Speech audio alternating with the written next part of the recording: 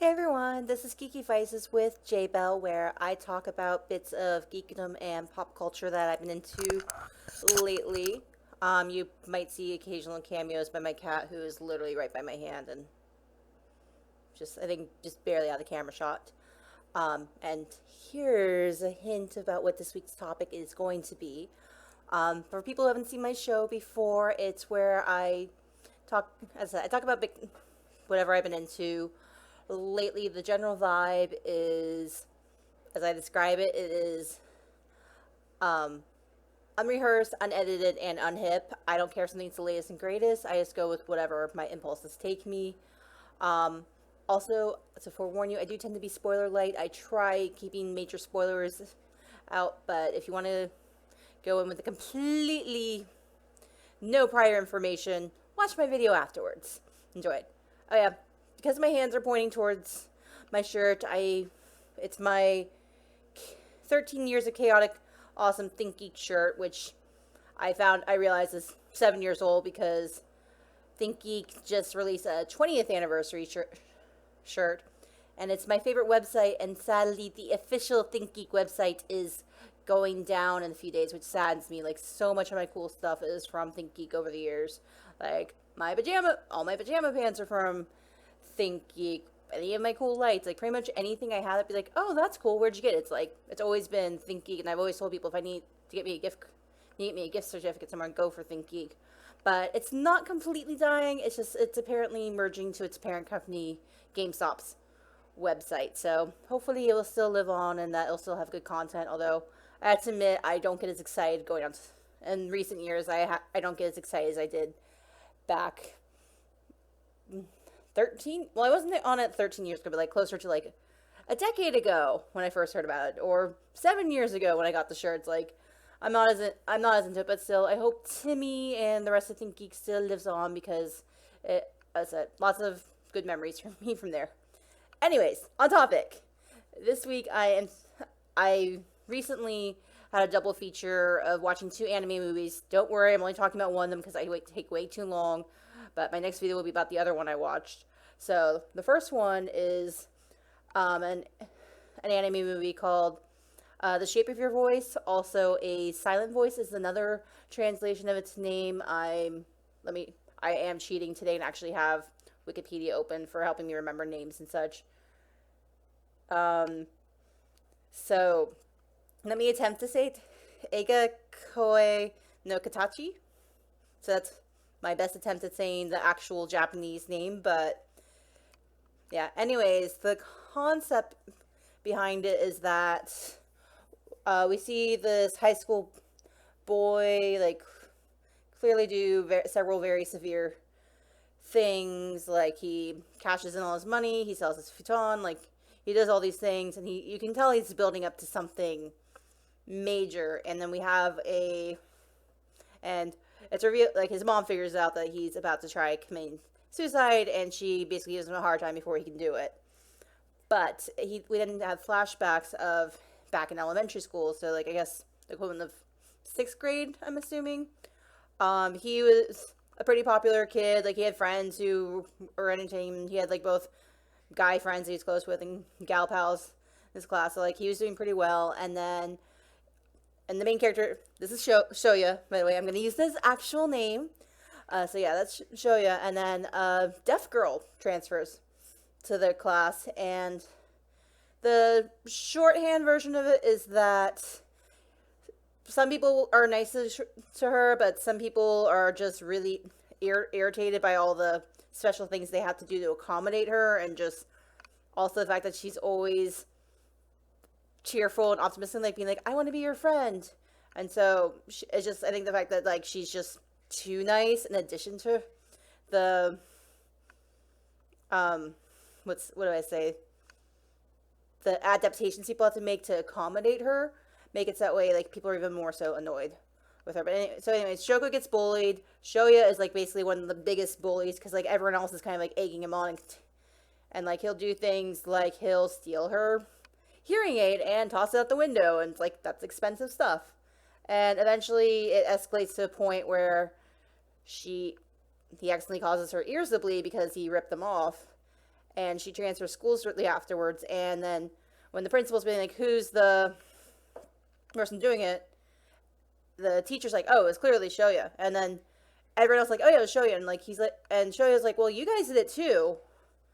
And because he tried pointing out some of his classmates too, they turn on him, and then he's the one that's always being bullied and treated as outcast. So like that continues through all the way through high school, even though he's going to a different high school, because like just the reputation of how he bullied a deaf girl so hard that she had to transfer schools like haunts him. So now he is the outcast, and like he lost all of his close friends from that. So like he's super socially isolated. And so yeah, that's the basic premise. It's like basically it's a former bully who then got bullied because of that, and he's trying to make amends. And so he does find her and tries making things up to her, and like he has taken sign language classes, which I think is cool.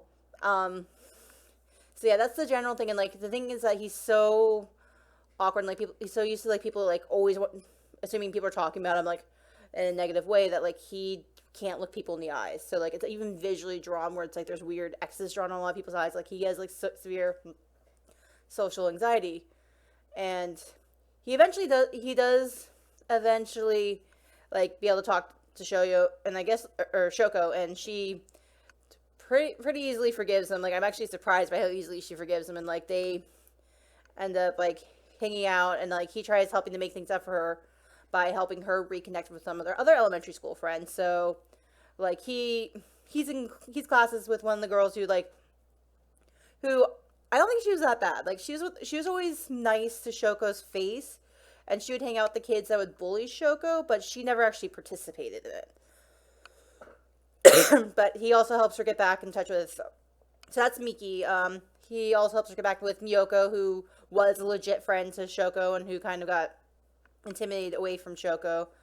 And then he eventually runs back into Naoka, who is like one of his closest female friend, and she still hates Shoko. Like she blames all their Shoya being bullied because of her, because of the deaf girl. Like she blames the deaf girl for everything.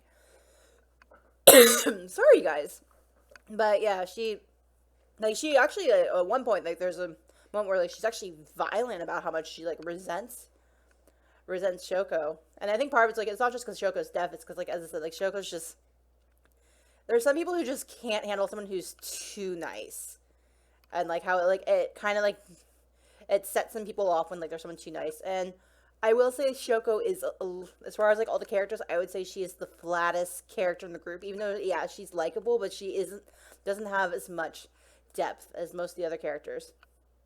And one thing I find interesting is that there's not really any solid attempts of Shoya trying to reconnect with any of his guy friends.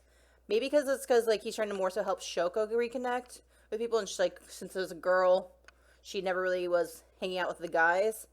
But like one of his best friends, like the one who like was the biggest bully to him afterwards, like we see a brief scene where like they see each other, and oh yeah, you can see a little bit of the cat's skunk belly right there. Yeah. Skunk belly. Okay, I'll leave you alone, kitty. But yeah, like as I find, that's one of the things I find interesting. But yeah, another thing I find interesting is that like I was watching The Significant Other, and like he was like kind of like speculating like how different is Japanese sign language from American sign language. And I'm sure there are probably some things that are similar, but I'm sure there's probably some things are probably some degree of international.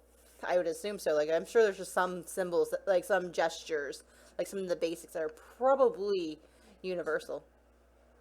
Told you there was a cat next to me. But yeah, so that's like one of the things that was interesting. I've always been surprised that, I mean, Shoko can speak, and she has the obvious, like, deaf accent. And I don't have that much of an expertise on deafness, even though my sister did have, like, my sister did take American Sign Language as her foreign language in high school because she had to go to the local junior college. But she did that because one of her friends had parents who both of her parents were deaf. So, like, I don't have any direct exposure, but I did used to watch a decent amount of Switched at Birth, which did deal with that. And I did watch a documentary with, was it Mari Matlin? like when the actresses from that. But anyways, so yeah, it's very interesting seeing the deaf issues, and I do really like Shoko's sister, who is very tomboyish and is mistaken for a boy, and she totally reminds me of the more tomboyish one of the two younger sisters in Bleach. Like, it's totally like that. Like, she's a tough badass girl, and she's a really good photographer, and she takes purposely morbid photos because she kind of wants to, because she's worried about Shoko and wanting Shoko to see the reality of death, because it's just like she's worried about her sister for good reason. So, and as I said, there's an obvious deaf accent, and it's also interesting how, even though with sign language, like, I'm surprised that Shoko can't read lips better, in all honesty. But that's just my thing.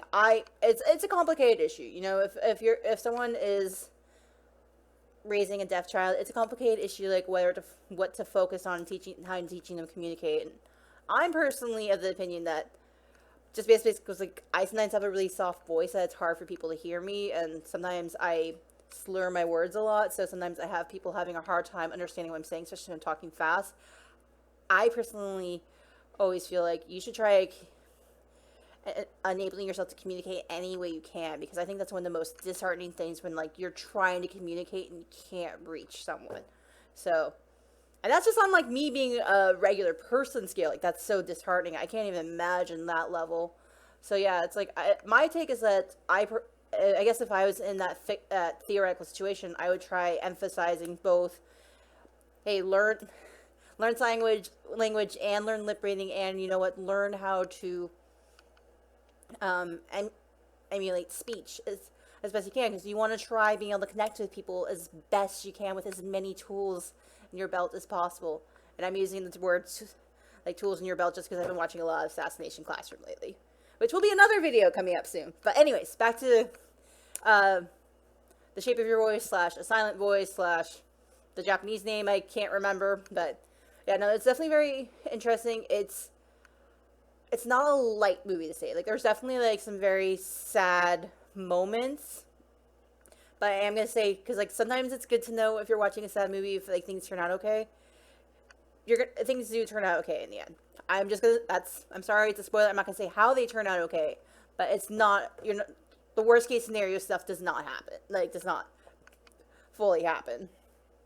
So, yeah, sorry, spoiler. I'm not going to say that, but say specifics. But no, like, there was, like, a certain anime series where I wish I had known it ended on such a sad note, because it was depressing, and I remember the significant other, like, wasn't watching with me, and they came in at the worst possible moment where, like, a cat got hit by an ambulance, and then we saw them take the cat to the vet, and the cat still died, and, like, we were both like, oh my god, we gotta like, snuggle in bed with our cat right now, because I am so like, shaken by that. So, like, as I said, like, it's one of those things, like, where sometimes when things go really bad, it's nice to have that forewarning, so that way you're not taken by surprise. So yeah, and I do think it is realistic. Like, you know what, sometimes it is realistic that a lot of times the bully becomes the person that everyone picks on in the end, because it's just like, it backlashes on you so hard, and that, like, the rebound is just so strong, and, like, it is hard to shake off something like that. Like, I mean, I would definitely hold it, like, think of someone differently if someone told me, like, oh yeah, this person bullies. It's like, you don't know that someone's going to outgrow that, because, like, honestly, the main bullies I knew in elementary school, like, they stayed bullies. Like, they stayed little assholes. Like, I would try giving people the benefit of the doubt, but they would just stay assholes. Like, it was just like, nope, we saw the precedent in your childhood. That was your mold. You did not break out of it. But yeah, anyways, it's interesting. Sorry guys, the video crapped out, so this is one of the few times where I will do slight editing just to fuse this video back with the other one. I'm getting close to wrapping it up anyways. But yeah, it is interesting how, as I said, like, there are times where people get kind of violent in it. And I will say another thing that's interesting is that we do see Shoya's mom, and we see his niece. We even see his brother-in-law. We never see his sister's face. Like, it's a weird thing where we never see her, and, like, it's very confusing about, like, for the longest time we don't know who this little kid who is in his life. We just assume it's, like, his half-sister, because, like, she's clearly a biracial child. we're not sure what kind of biracial, but she clearly has a very different skin tone than him and his mother. So clearly there's a little bit of different genetics going on in the mix.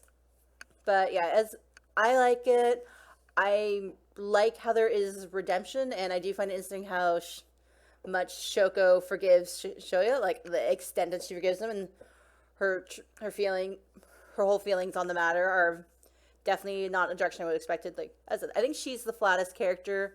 Naoka, I liked her when they were in elementary school, but definitely like when I saw who she becomes, it's like, oh, you just became the worst version of yourself. You didn't redeem yourself. But you, on the flip side, you do see how it's like, you know what, she is still really loyal to her close friend, and like it's just like the fact she's very protective of him, and like as like she just sees this person who was the catalyst for all the events as being like, it's like if you had never come, like none of this would happen. Like, yeah, probably, but it's not her fault you guys behaved that way.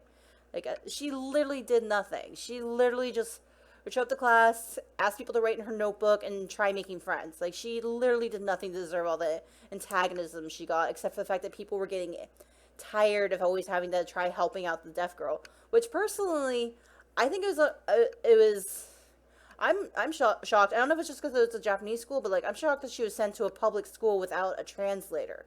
Like, I'll see people who, like, I see reality shows where like they will have someone who's deaf who is very good at lip reading and communicating still have a translator to help them. You know, like, yeah, I've seen on Nailed It there being a deaf contestant. Or on Project, or not Project. Yeah, Project Runway did have, yeah, no, I forgot there was a deaf contestant, and I'm pretty sure he had a translator. And then also, like, there's Niles from America's Next Top Model. Like, it's like, like they always have a translator, even though they are an adult who do have their full communicative capabilities. So yeah, it's I think it's more so the problem is like the fact that the teacher did not help her out. Like, it was just they were just left to their own devices, and she was clearly being picked on, and the teacher didn't do anything about it. And also the fact that the mom didn't do anything sooner, because it's like, hey, these are expensive. Let's talk to your classmates about not doing that. It's just, as I said, it's just one of those things where it's like, it's interesting how just like a small chapter in your life, like it cascades and snowballs in the way you don't expect, and then it's just all the ripple effects afterwards. So it's a very interesting slice of life anime. It's very realistic.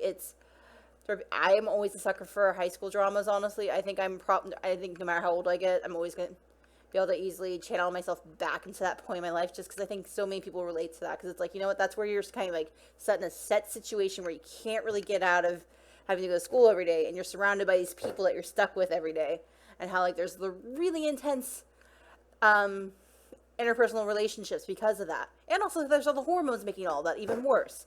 So yeah, and also I think it's just something that's like all of us can relate to, because like it's something we all had to get over. So yeah, anyways, I recommend it. And my other anime I'm going to talk about in my next video is Your Name, which is amazing.